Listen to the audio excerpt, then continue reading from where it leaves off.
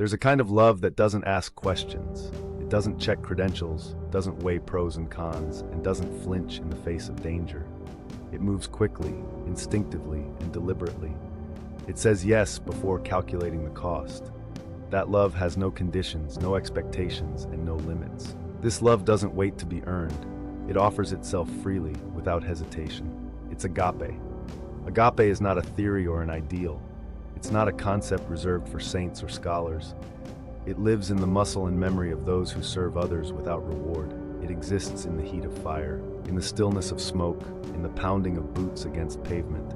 And one of the clearest places we see it in the modern world is in firefighters. The firefighter is the rare kind of person who runs toward danger. Not out of recklessness, not out of thrill-seeking, but out of love. A love that is embodied, physical, costly. It doesn't wait to be convenient. It interrupts. It arrives uninvited. It takes the shape of sacrifice, sleepless nights, missed holidays, aching bodies, and a front row seat to human tragedy. Agape isn't romantic. It's not soft. It's not about being liked or being seen.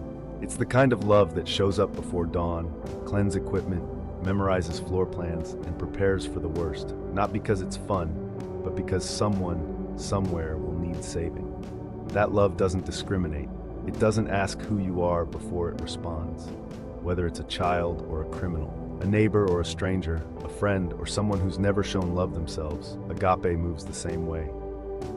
Firefighters don't pause to judge who's in the burning house. They act. That's love. That's agape. It's a love that chooses discomfort so others can be safe. It accepts pain so others can breathe.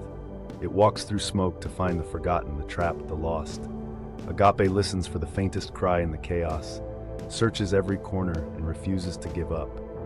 Most of this love will never be seen. No camera crew, no headlines, no standing ovation. But that's the nature of agape. It flourishes in the quiet. It thrives when there's no recognition. It gives because giving is what it does. There are moments when this love holds a crying mother, when it lifts a limp body from a car wreck, when it carries someone's memories out of a burning home. There are moments when it arrives too late, and all it can do is be there. And even then, it doesn't leave.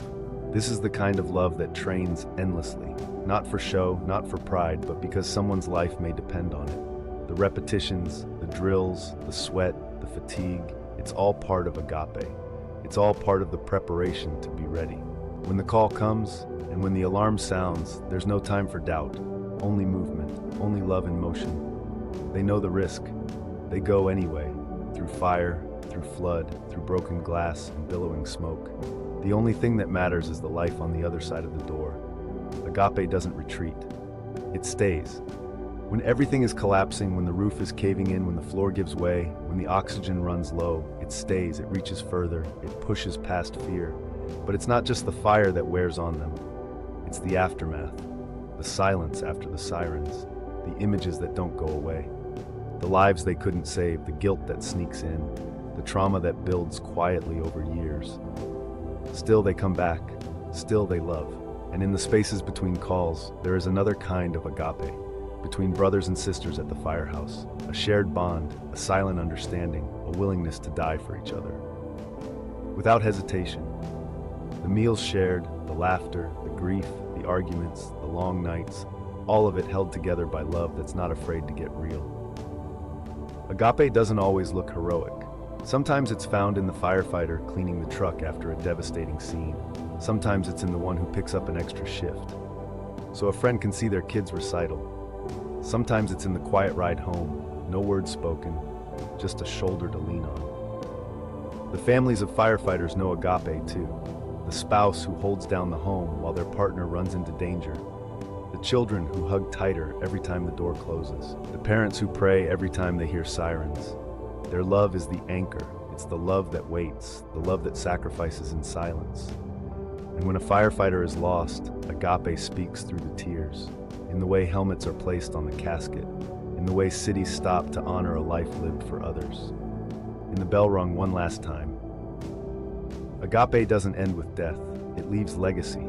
It lives on in the ones trained by the fallen, in the families upheld by the community, in the stories told in locker rooms and kitchens and city halls. This love doesn't make the news most of the time, but it changes the world.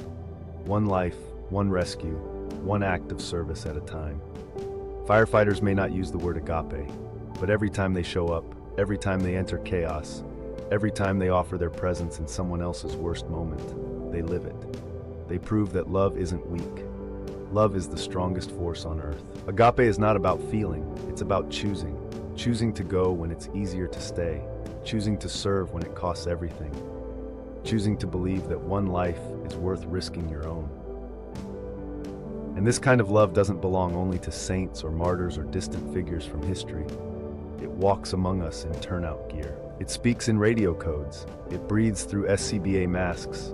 It kneels beside the injured and lifts the weary. It doesn't wait for applause. It doesn't demand comfort. It just keeps going. And maybe the rest of us will never know exactly what it feels like to run into a burning building. But we can learn something from those who do. We can learn what it means to put others first, to live with courage, to love without counting the cost. Firefighters remind us that agape is not a relic of the past. It's not buried in theology books or locked inside churches. It's alive, it's gritty, it's real. It lives wherever someone chooses self-sacrifice for the good of another. Their work is hard, their hours are long, their backs are tired, but their love is relentless. Agape doesn't always come with perfect endings. Sometimes the house still burns, sometimes the life can't be saved. But the love is no less powerful for that. Because agape isn't about results, it's about presence. It's about being there. And in a world that is often selfish, fast-paced, and distracted, the firefighter shows us what it means to love with your whole life, with your whole body, with your whole heart. That's what makes them heroes. Not the uniform, not the badge, but the love they live out every day. A love that doesn't rest. A love that doesn't ask. A love that gives everything and more. This is agape. This is the firefighter.